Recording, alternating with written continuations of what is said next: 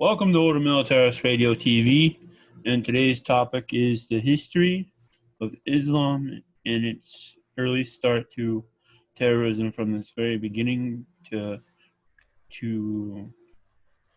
pre-World War One, which is going to be a set of topics for today and tomorrow. We'll talk about its early history and founding and all their conquests.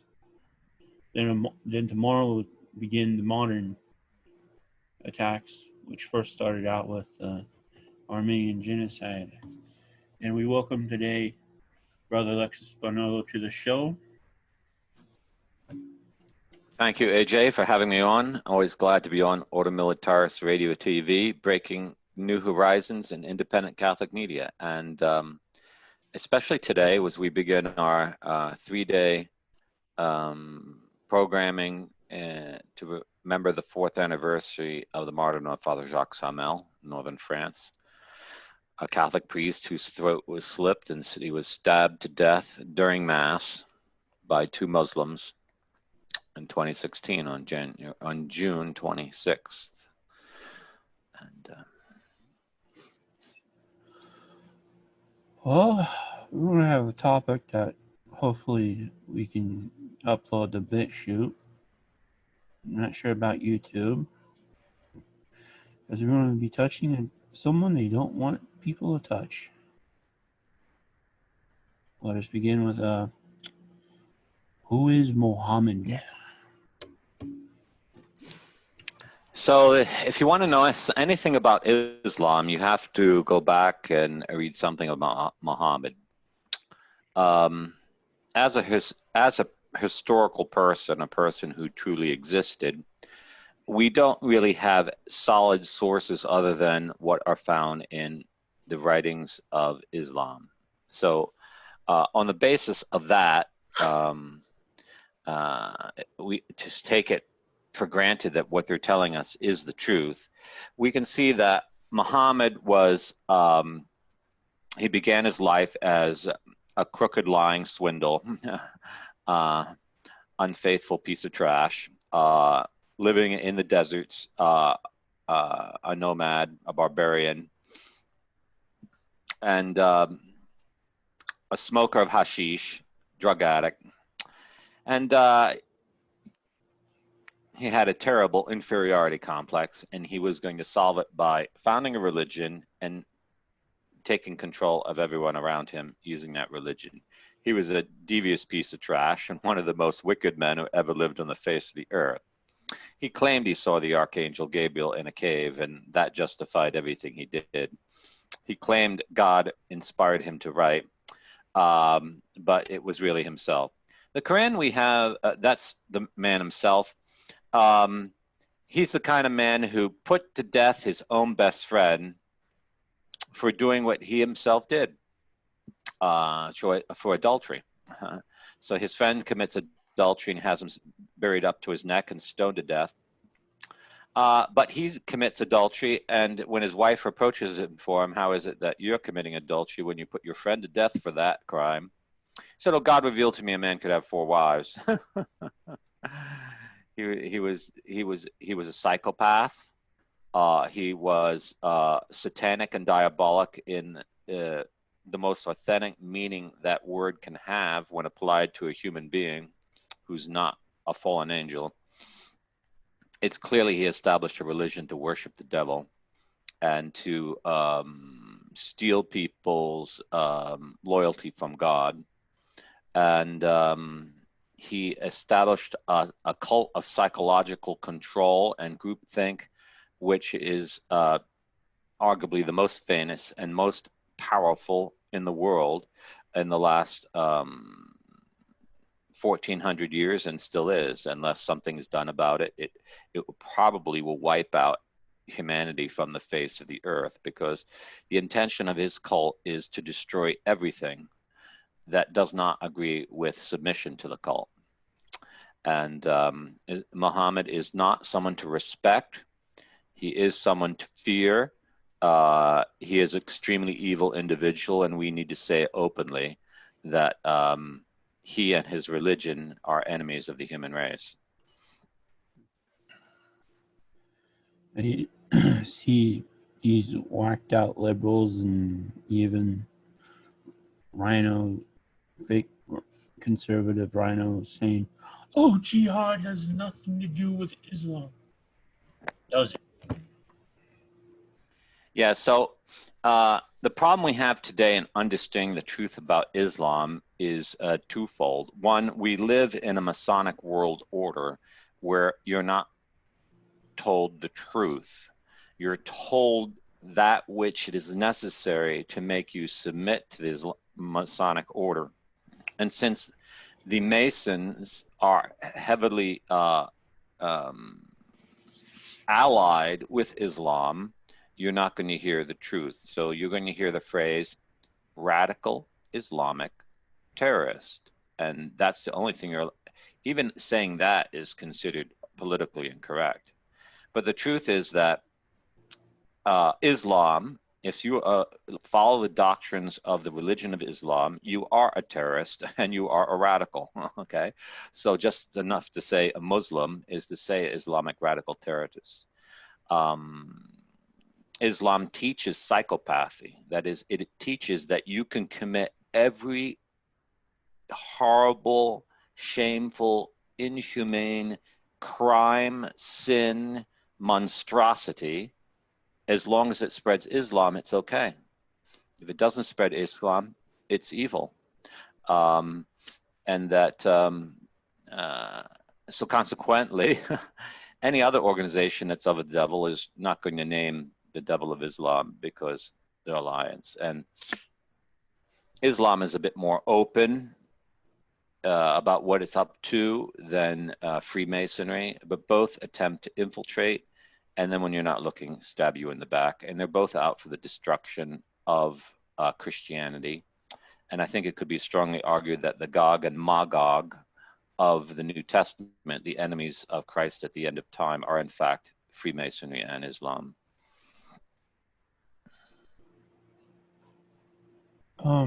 Let's see. They're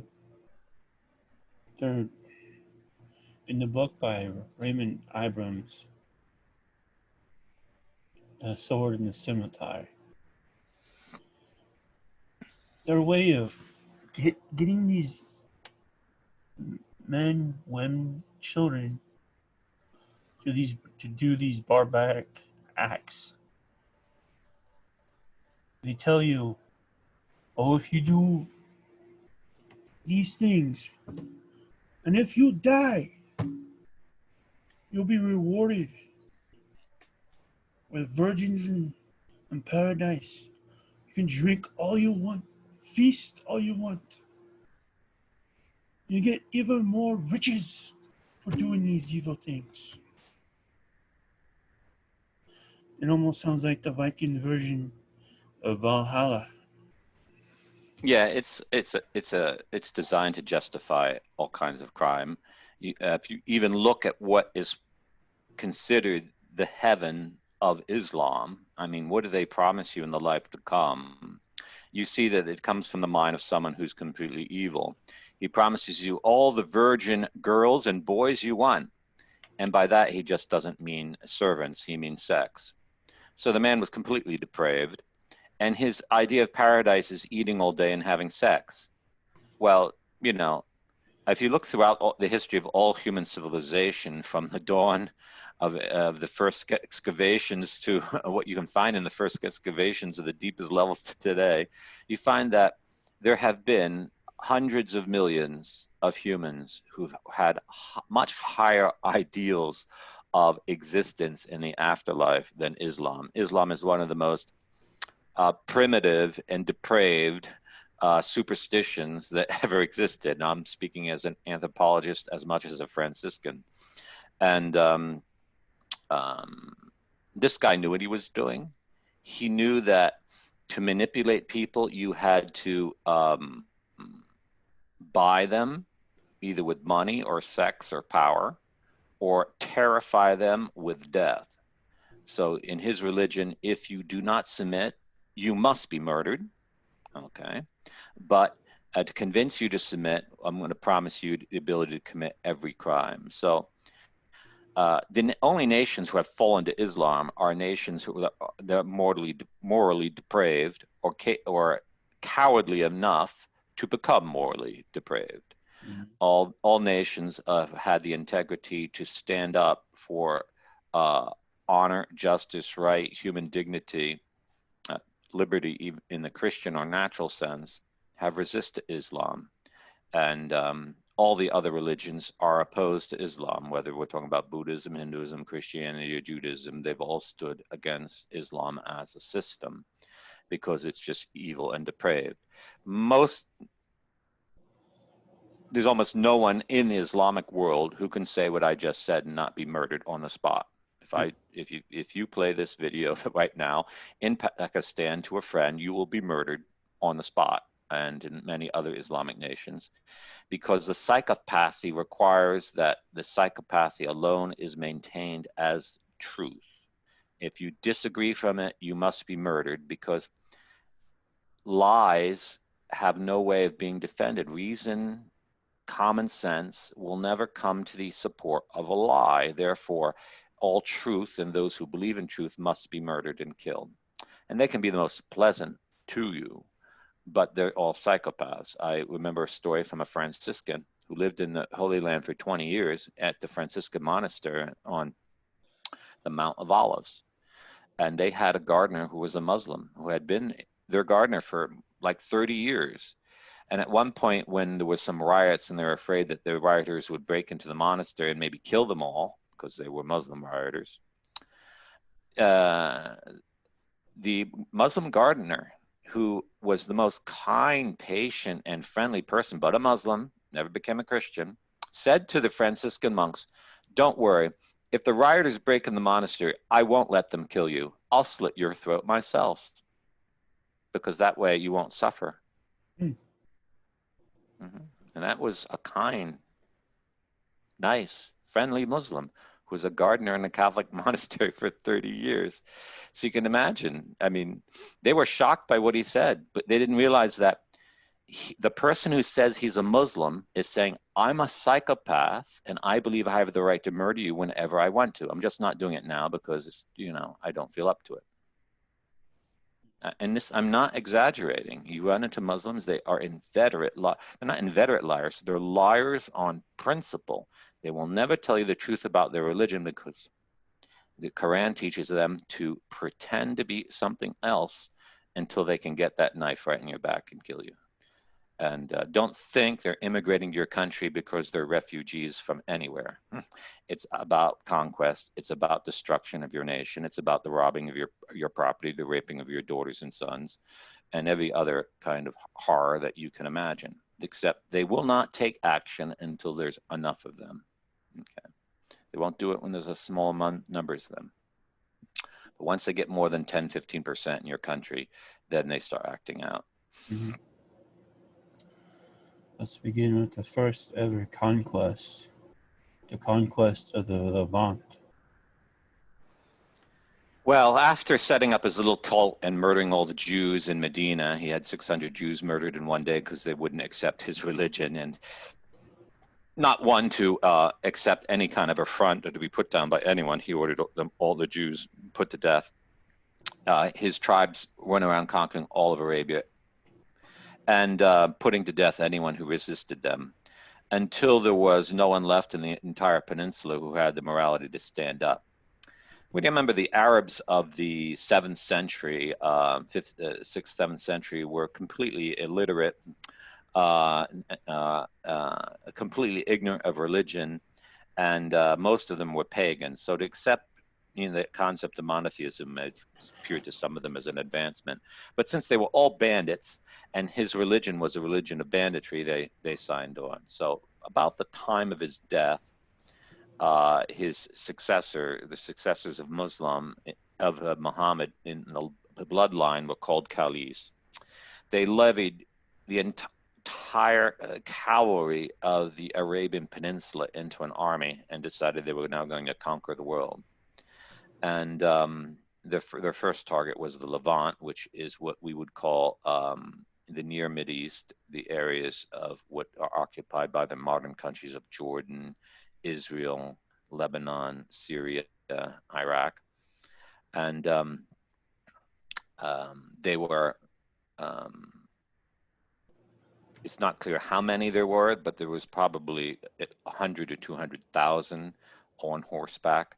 And they invaded the former Roman Empire through the desert. And their tactics were basically what we might call today blitzkrieg, in the sense of they immediately tried to destroy their enemy whenever chance they had in open battles. They didn't have the equipment necessary for a siege.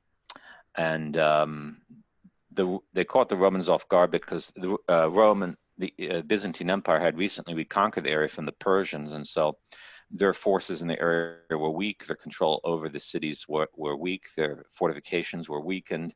They didn't have good supplies, and they were foolish enough to meet the Muslims in open battle, infantry against cavalry, which is everyone who knows anything about military says you never meet a superior cavalry force on foot. It just doesn't happen. As a matter of fact, if they stood their ground in a town, then they usually won out. But the Muslims moved their forces quickly, kept their forces combined, attacked small units and whittled them down, and they cut their way through Palestine, Syria. They came across the desert from along borders that weren't normally defended, and no one was expecting any enemy to come. And they used a lot of guile, like they would, if it came to a battle and the enemies, they would say to the enemy, well, you can surrender and we'll let you go free. But then 3 days later, they'd catch up on them and murder them in the dark. The Byzantine emperor, Heraclius, was not up to changing his tactics and strategy quick enough to respond to the threat, and he didn't have enough cavalry prepared. We have to understand in this period that Saudi Arabia was a lot wetter than it is now. It had a lot more grass and was a good place to raise cavalry, whereas in the empire, horses were mostly used for transport and economics, so there weren't as many horses free to ride on it. The Arabian horse is an excellent riding horse, long distance, quick on its feet, intelligent. It's not at all like a horse that's raised to pull carts, which is powerful, but it's sluggish and not as bright. And so one city after another fell. And the Muslims were very shrewd. They did not, when they conquered these territories, obey the Quran, in the sense that they didn't attempt to convert anyone to Islam. They only attempted to get every town, every territory to submit and pay them some money. And so that kept their campaign going until all the modern territory, what we now call Iraq, Syria, Jordan, Israel, and Lebanon fell to them. Speak of how the Roman army and the Christians united in the mountains of Asia Minor and beat the Muslims. So the countries I just mentioned are rather easy to conquer because they're directly bordering Arabia and can easily be invaded from the desert by a mounted cavalry force. But as soon as you cross the border from modern-day Syria into Turkey, or modern-day Iraq into Turkey, you encounter the Kilikian Mountains, which are extremely high and impossible to cross except at narrow valley passes. So it was there that the forces of Islam encountered their biggest problem, and they were beaten back for a time by combined force of the Byzantine army and the local Christians of Armenia, who just ambushed them in the mountain passes. But a few years later, they came back. I think one of the biggest problems everyone had fighting against the Islamic invasion in the first years is they thought, well, this is just another passing conqueror. They're going to come and go, and it's not so important to fight this battle. If we lose it, then we can always rebel later. They didn't understand that they were being conquered by a psychopathic cult of total control, who would enslave them and their ancestors for more than 1,000 years and never give them liberty again. If they had known that, they would have fought with greater unity, with greater tenacity, and with a lot more urgency. Yeah. When did the Muslims go into Egypt and invade there? Almost at the same time in the 630s, they start invading Egypt. They come across the desert. They attack Byblos. They went for the cities that were adjacent to the desert in eastern, northeast, what we call today northeastern Egypt, and capturing them. Then they divided Egypt in two and divided the Upper Nile from the Lower, and eventually took Alexandria. Egypt was rather easy to take for them because it was not a province that was considered easily threatened by anyone. The deserts in southern Egypt completely uninhabited and incapable of any kind of military activity.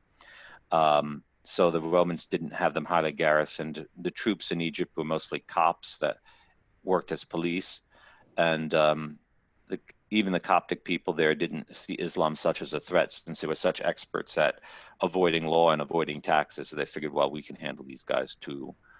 That was not the case. But so Egypt fell much more easily than the rest of the Levant. When did they begin becoming pirates and using the seas?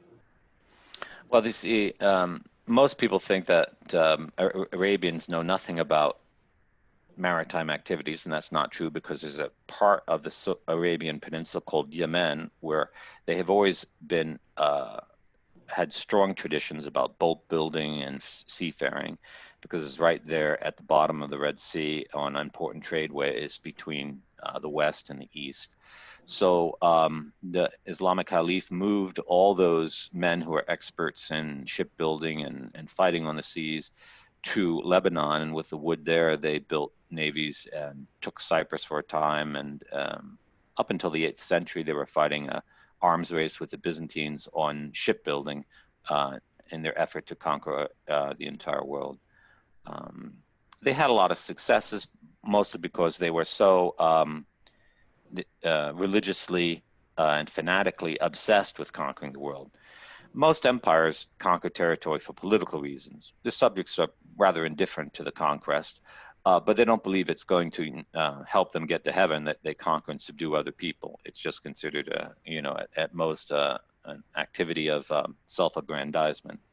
But on the other side of the fence, Islam considers it an absolute necessity to conquer the entire world, make everyone Muslim, and to kill every single last human being, man, woman, and child, and even baby, who does not accept Islam. So, and if they refuse that, then they themselves would be killed. So they're obliged. Also, in the Islamic system, Muslims are obliged to military conquest. So you must serve the caliph with your military service and conquer unbelievers. That is an obligation for Muslims. Yeah. Well, but let's see, 630s, 640s. Whenever Thomas Jefferson became president, America had to face these Islamic pirates of the Barbary coast. Let's just say they didn't fare too well against the U.S. Marines. Yeah, North Africa becomes a haunt of pirates after Islamic conquest, and hundreds of thousands of Christians were kidnapped by them and sold into slavery. Uh, um, and until modern times, that was a big problem. And as countries fall to Islam, they become the haunts of crimes to all their neighbors, as we'll see in the subsequent conquest we're going to talk about now.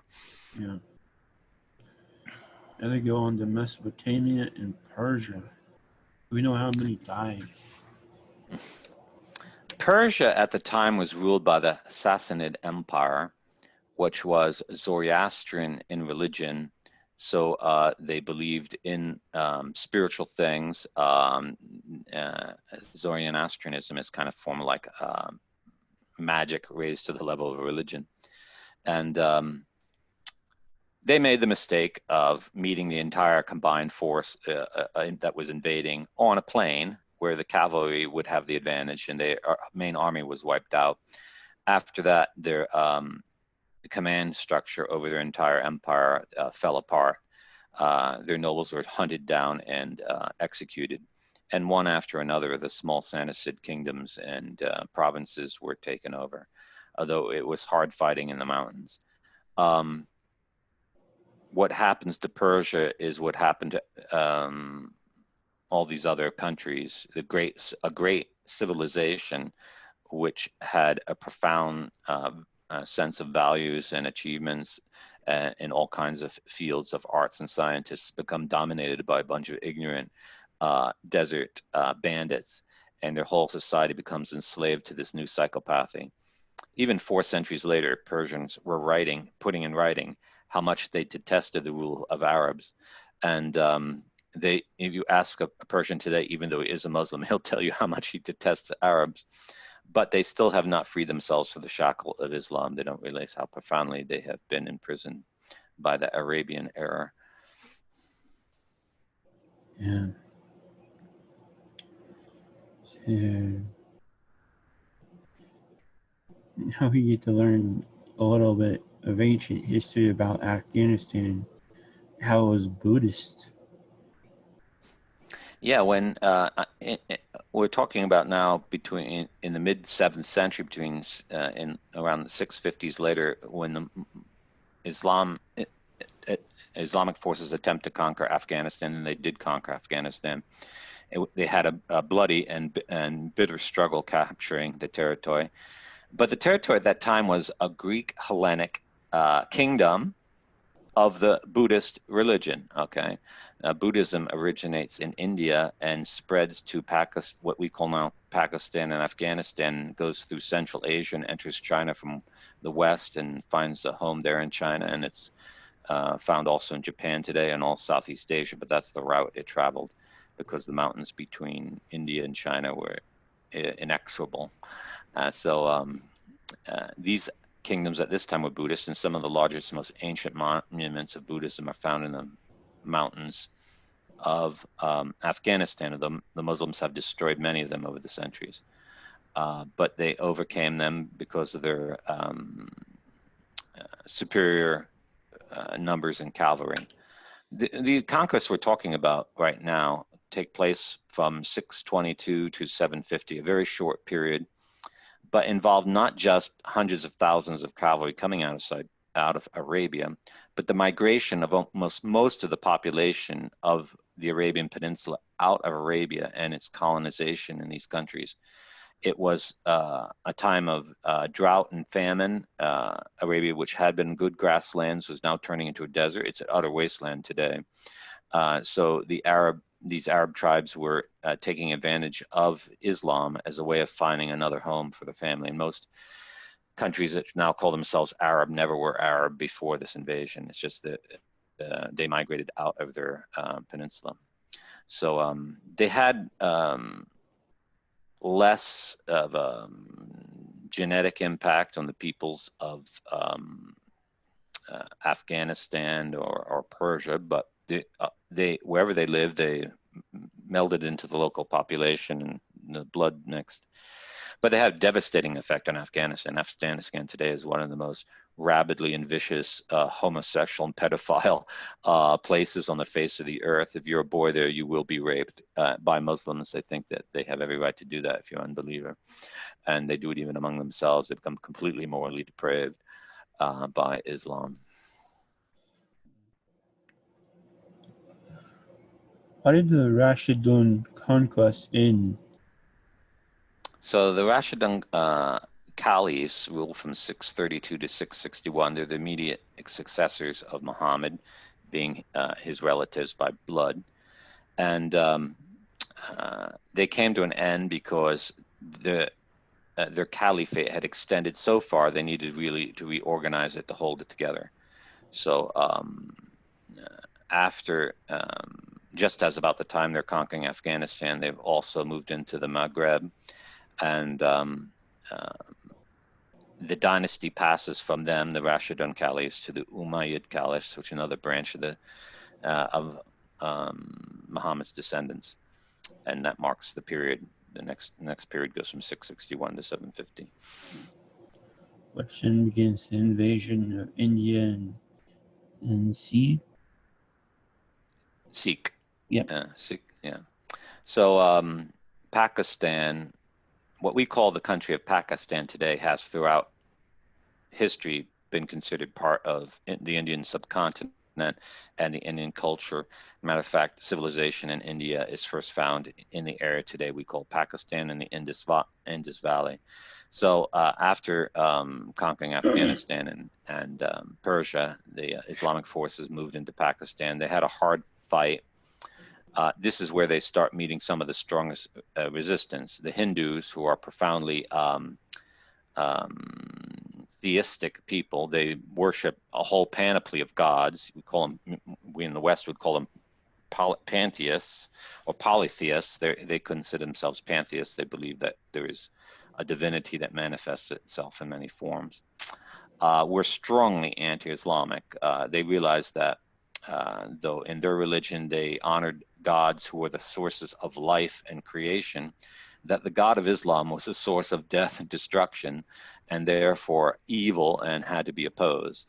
And for various times in history since then, Islam has tried to dominate all of the Indian subcontinent, and perhaps under the Mughal Empire in the 14th, 15th, 16th, 17th century, they had their greatest extent, but they never really succeeded. But in India, they killed the most people. Islam has killed something like 260 or 280 million people in its history, and probably half of those are in India.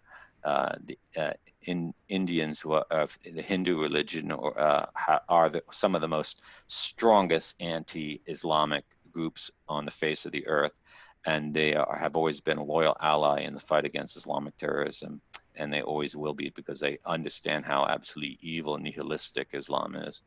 Mm-hmm. Let's see. First, I was like, okay, where is Maghreb, and why did Islam conquer this nation? Okay, so the Maghreb is the name of that part of the Sahara Desert in North Africa, which goes along, which borders the Mediterranean Sea. So, in a general sense, the Maghreb is Libya, the modern nations of Libya, Tunisia, Algeria, and Morocco. So, after they conquered Egypt, they marched into Cyrenaica, which fell very easily because there's only a few cities along the coast, and mounted cavalry could travel quickly across the desert and the inland and outmaneuver any force. When they came to the Maghreb, that's Tunisia, um, Algeria, Morocco, they were absolutely vicious in their conquests. Um, they basically burnt every city to the ground and destroyed every field and crop. And we know that from excavations of river valleys and harbors in this area between the years of 661, 750. You can see the amount of topsoil that's running off into the Mediterranean Sea is extremely high quantity, indicating that almost the entire agricultural production was destroyed and left to go erode away by the Islamic conquest. Because the Arab tribes that are migrating during this conquest pasture livestock. They're not concerned about growing grain, so overgrazing everything and destroying the topsoil was one of the lasting effects. North Africa had always been considered a grain basket of the Roman Empire and very agriculturally productive. From this point on, it becomes, relatively speaking, a wasteland and very difficult to grow anything because the croplands have been destroyed so much. So once they took Tunisia, most of the Berber tribes allied with them and converted to Islam, although the natural independence of the Berbers, who are another group of nomads, like the Arabs themselves, has always been a problem in Islam. They never were so obedient to the caliphate as other tribes around the world. But with their help, the rest of North Africa fell to Islam. And once they were in control of Tangiers, which is the city on the peninsula in Morocco that is closest to Gibraltar, the Spanish side of the Straits, they were in a position for the invasion of Europe. Then comes the United conquest of Spain and Septimania. Yeah, so they entered Spain with a very small force, 10, 15,000, but at a time when the Visigothic kingdom was weakened by internal dissensions, one of the rival heirs to the Visigothic throne actually went to Morocco and asked the Muslims to invade Spain to help him get restored on the throne, but he didn't realize how evil the people he was dealing with. So he gave them all the intelligence necessary. There was a large population of Jews in Spain, perhaps several 100,000, among the largest communities of Jews in the world outside of the Mideast. And they were strong allies of Muslims once the conquest began.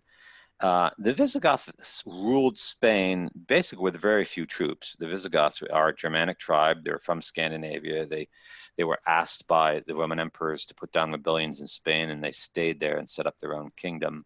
They were recently converted to the Catholic faith, and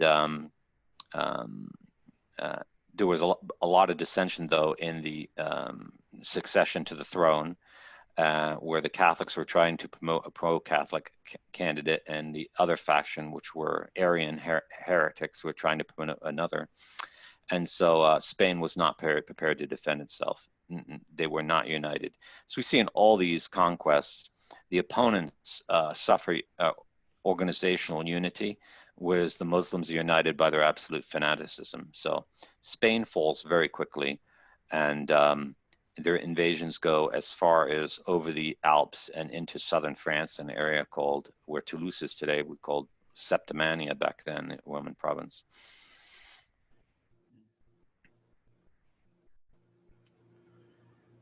Then this Transoxiana, or that region northeast of Iran.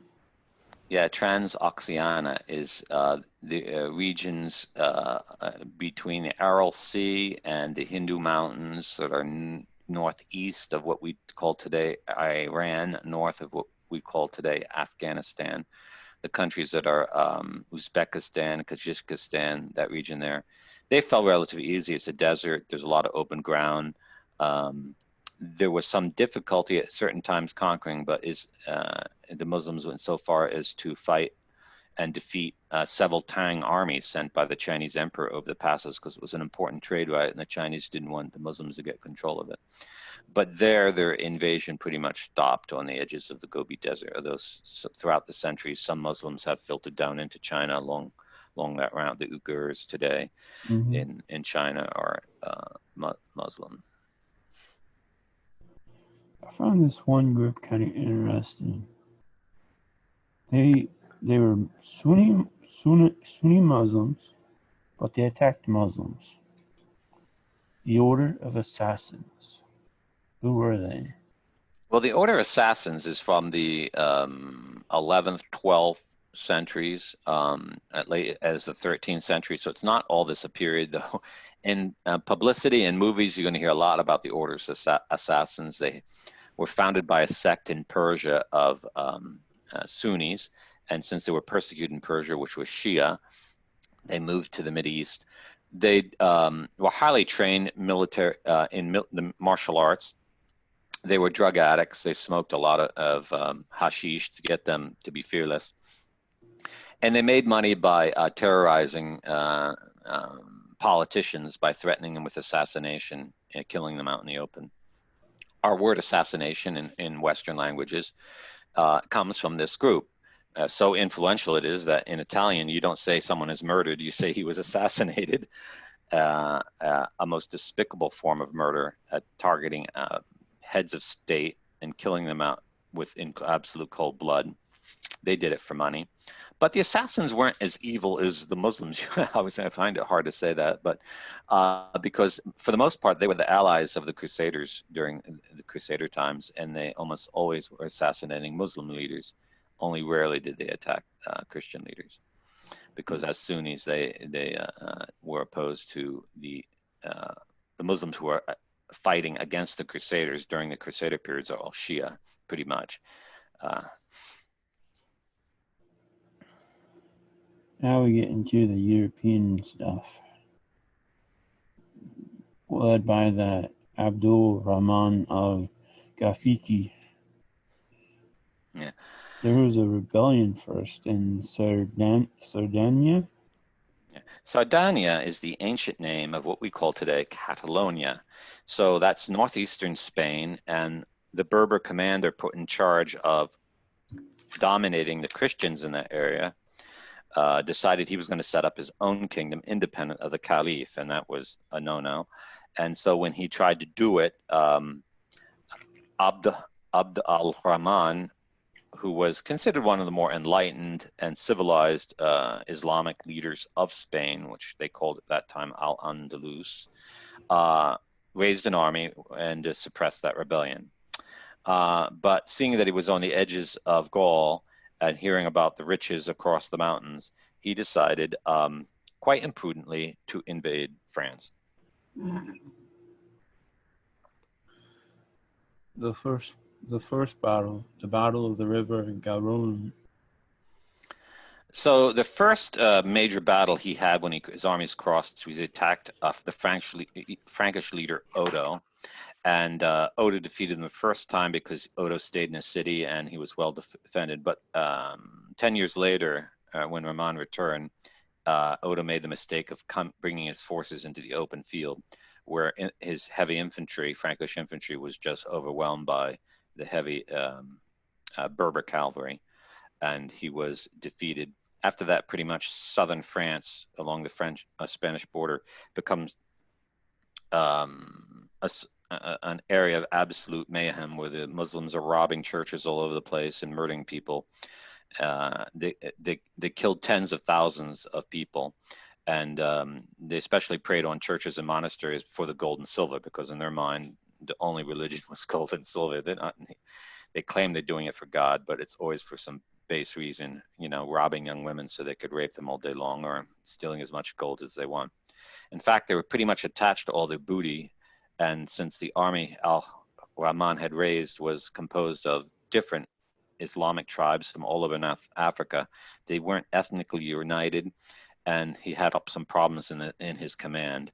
And everyone vying for get as much booty as possible. The word booty means things that you steal of value after battle, whether you're stealing from civilians or the other army.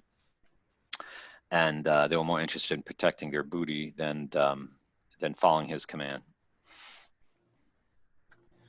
I'm excited now.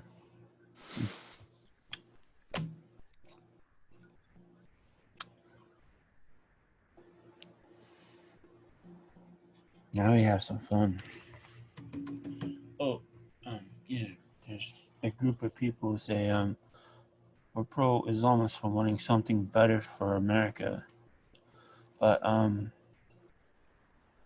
you learn I'm not pro-Islamist here. So, what took place at the Battle of Tours, and who led them? Well, Al-Rahman made the mistake of attacking the Franks.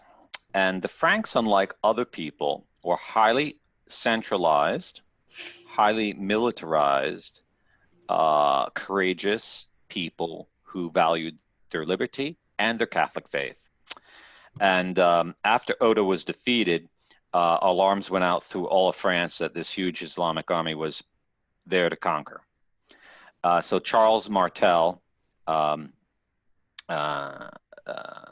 great Catholic king of France, rallies all his forces. He had been involved in campaigns in Germany for a number of years, so he had at his command 30,000 highly trained German forces that were a standing army, because the Franks required every man capable of fighting to serve 3 months of the year in the army, and they were paid. So it was one of the largest standing armies of any military on the face of the earth at the time. The Franks were heavily armored, highly trained. They also had heavy cavalry. But Charles Martel was also an intelligent man. He knew he couldn't defeat the Islamic invasion on open ground because the Berber cavalry would have the advantage. So he rallied his forces together, And he chose the battlefield. Okay, so this is a sign of every great military leader. You don't let your enemy choose the battlefield. You choose the place where they must attack you, and you choose the ground that's advantageous to yourself. Napoleon employed this every time, and that's why he won nearly all his battles. And being that he was fighting in his home country, he had people that knew the territory. So he moved his entire force to a rough, rugged, mountainous area that was forested, which was almost impenetrable to cavalry charges.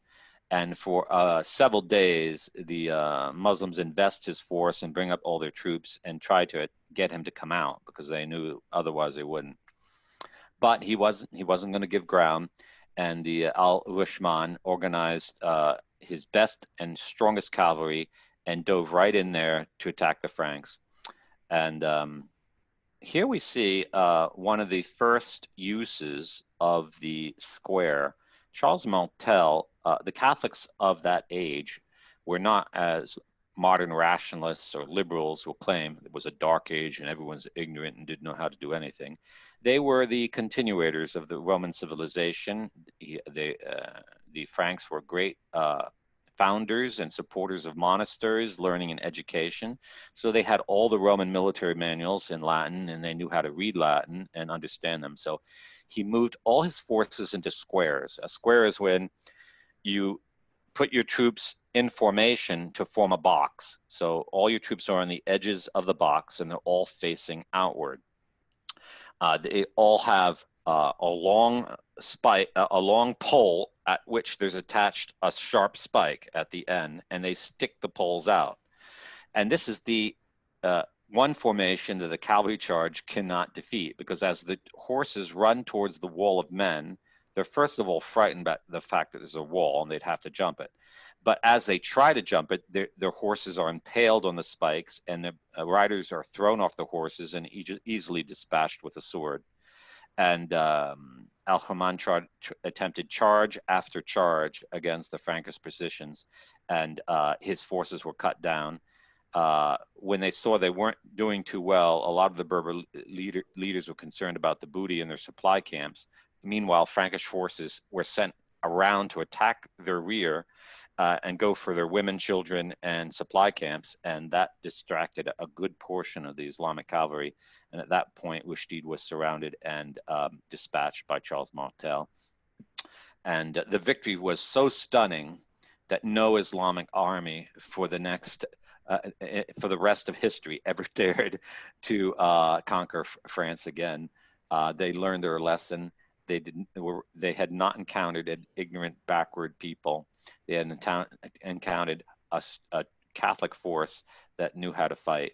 And though they had attempted subsequently to invade various parts of southern France, Charles Martel defeated them and expelled them from the coasts.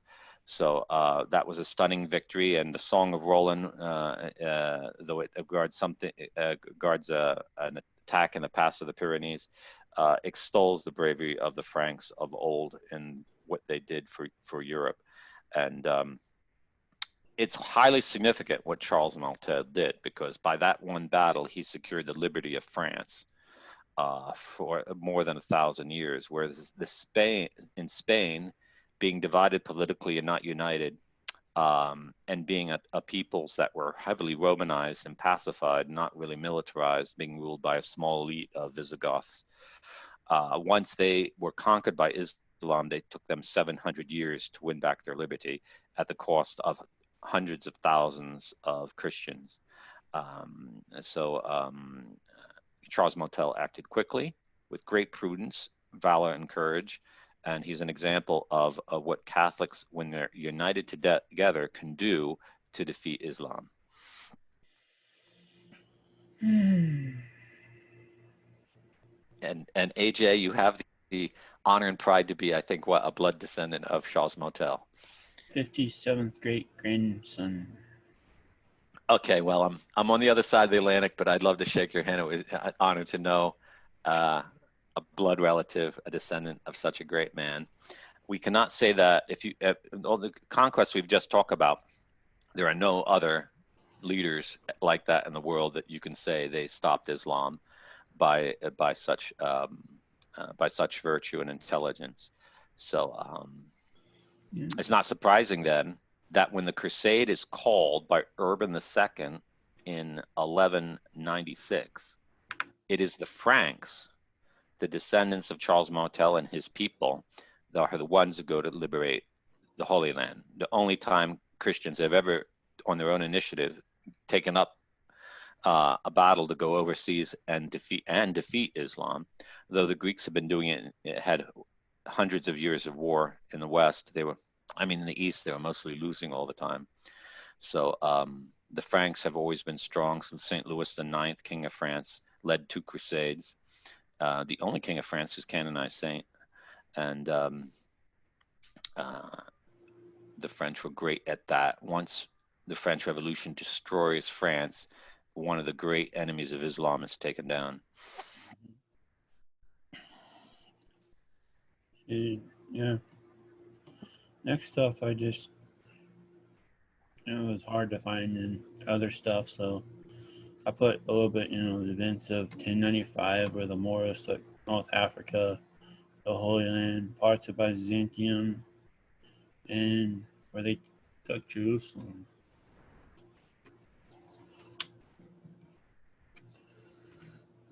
Yeah, a lot of cities fell to Islam, and it was a great travesty between 622 and 750. It did not stop there. Muslims extend their religion through vicious wars throughout Africa, where tens of millions were killed.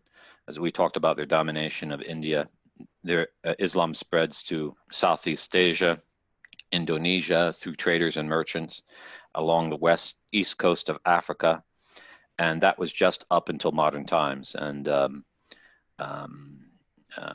some of the great enemies, the great enemy of Christianity has always been Islam. Thankfully, in Spain, by the Pyrenees Mountains, by the Mediterranean Ocean, they only become a dire threat later once Constantinople falls in 1453. Then under the Turks, who then invade the Balkans and bring the threat of Islam right to the gates of Vienna.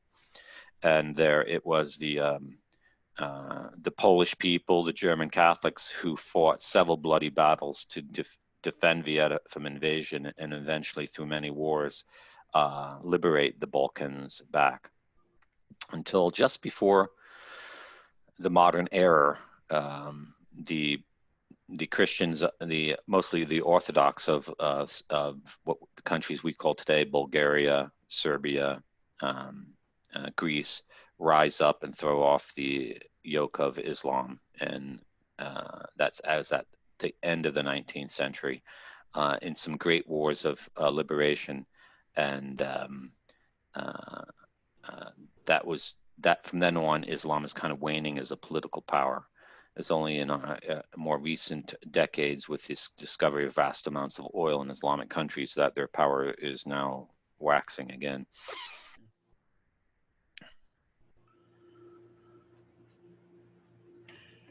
What is Islam's final goal for the whole world? So it is an Islamic doctrine that they are obliged to conquer the whole world, and not by converting people, but by subjugating them. Matter of fact, Islam is, as a word, means submission. So you must submit, okay? And submission means you must accept that they're going to rule you, and you must pay their taxes, or you must convert. If you don't want to pay tax, or if you don't want to submit to them, then you must die. Okay, and in all the historical records from all nations, and all the non-Muslim leaders who were captured in battle and refused to convert, all had their heads chopped off and were murdered. And that is the rule of Islam for their conquest. So they have the particular objectives of conquering Jerusalem, Constantinople, and Rome. And in fact, in recent years, they've built one of the largest mosques of Europe here in Rome, and it's bigger than St. Peter's. So I've never seen it, and no one tells me where it is. It's somewhere in the city, but they are aiming at conquering Italy and making Rome an Islamic city. That's one of their objectives. But the whole world, so they've we can talk on the next program in other countries that are under threat today, but they view all other religions as evil, okay? They view all other forms of government other than Sharia law as corrupt and depraved. As I said, they believe they have the right to commit any crime. The world is highly threatened today by them because there's an Islamic nation called Pakistan that has nuclear weapons. And eventually they will use nuclear weapons because in Islam, if they can't convert the world, they must destroy it. So these are very serious questions that should not be taken lightly. No civilized nation should allow these people into political office or grant them citizenship. They should do everything they can to expel them from the country or demand that they renounce Islam to remain a citizen. And if they won't renounce Islam, to send them back. Because it is a political ideology. It is a political movement posing as religion. It is a groupthink organization. It is highly psychopathic, it's extremely immoral, extremely evil, and extremely insidious. And there's no amount of force that cannot be used against them because they want you dead. That is their creed. Anyone who says he's a Muslim is basically saying, I want you dead. And don't ever believe it's anything other than that, or they'll come to dominate you. Why is it so important to learn the true facts of Islam and their history and stop believing the lie they are a religion of peace? Who gave them that title? I don't know. They give them the title of religion of peace, but what they mean by peace is that you submit to them. The peace for them is when you submit, because their Islamic term for non-believers is the people who you can war upon. Okay, so we're not at peace because we haven't accepted their lies. Okay, so Freemasonry, though, presents Islam as an equal religion to Christianity, as a way of insulting Christianity. It calls Islam a religion, not a superstition or a barbarous cult, because they want to put down Catholicism. And they ally themselves with Islam because they want to use Islam as the stormtroopers to destroy Christianity. Okay. So as you can see, a Freemason who worships Satan really have no objection to Islam. It's a completely diabolic cult that commits almost any crime. And all the lies we hear about it is to make us content, pacified, tolerant, and submissive to Islamic invasion and to empowering the Islamic world. The Islamic world would not be powerful if Britain didn't give them all the oil in the Mideast that the British discovered. The British could have easily taken that oil for themselves. No reason to give it to people who didn't even own the land it was under. But no, they gave it to the Saudi dynasty to empower them with the money to wage war on Christians. And the Saudi dynasty has always been committed to that. They're Masonic allies or Masons themselves. And that's why Trump went to Saudi Arabia and put his hand on that globe that was glowing in the dark with other Muslims leaders and pledged a one world religion and a united effort against terrorism. But they don't mean against Islam.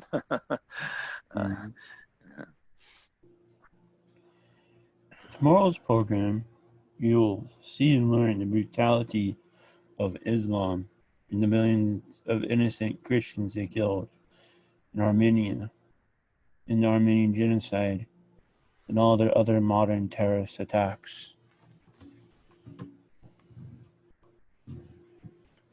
Yeah, truly horrific, a truly horrific event in history that needs to be remembered and talked about. Yeah.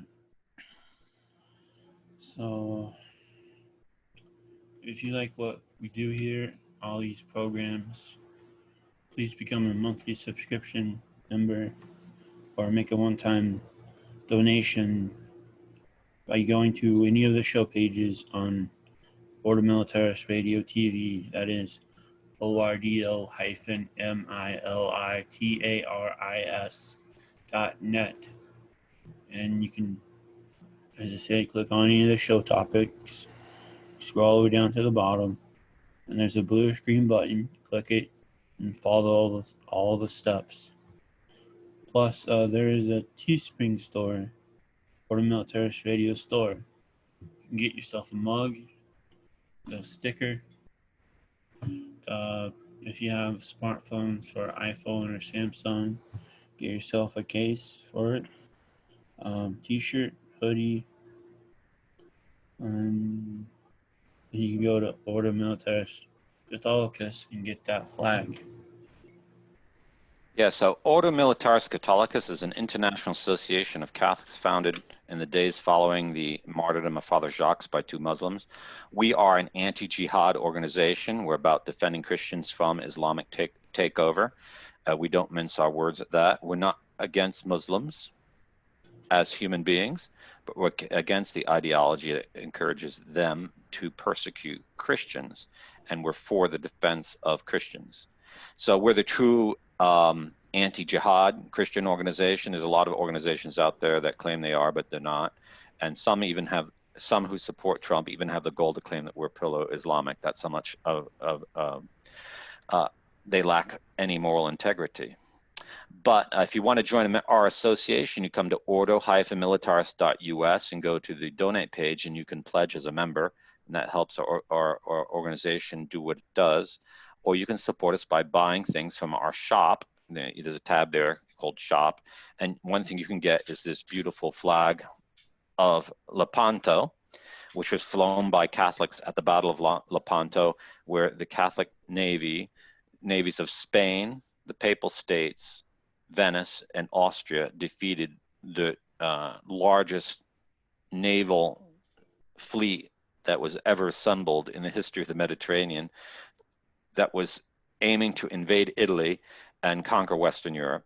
The Catholics there, though they were outnumbered 2 or 3 to 1, defeated the entire navy with the power of Our Lady's Rosary and the Holy League, the forces of the Holy League of 1571. This is the flag raised at noon on October 7th in 1571. It's a replica of that flag. That signaled the opening of the battle and has become thereafter the symbol of Our Lady of Victory, Our Lady's victory, and the victory of Catholic forces when Catholics saved Western civilization. Whether you're Catholic or not, if you can trace your ancestries to Western Europe, it was Catholics who saved you from being a Muslim. Otherwise, you'd be speaking Arabic today, if you even existed and weren't exterminated in your ancestors years ago.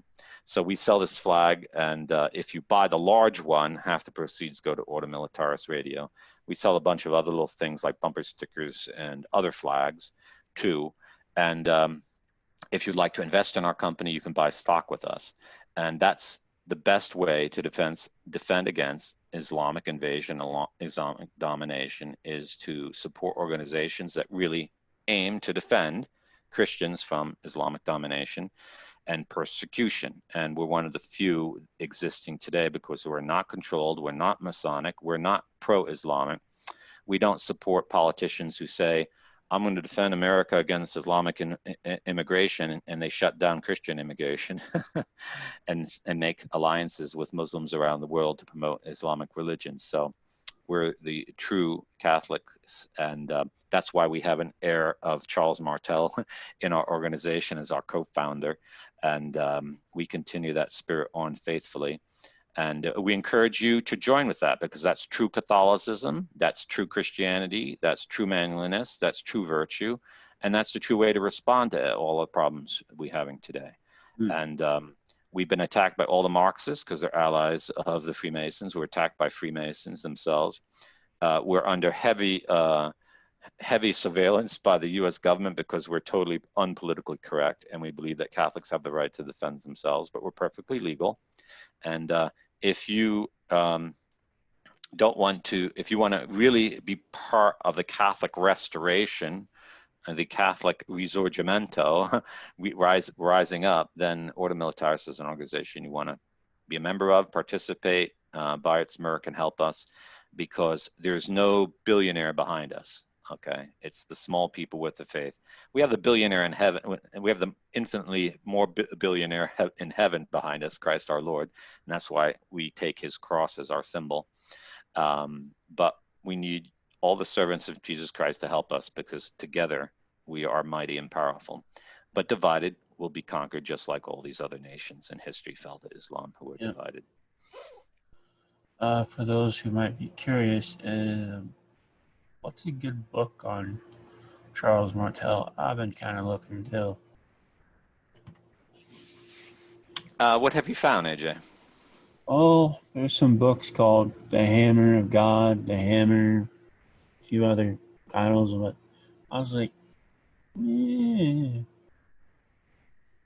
just none that pop, none from early, whatever early history. There's just,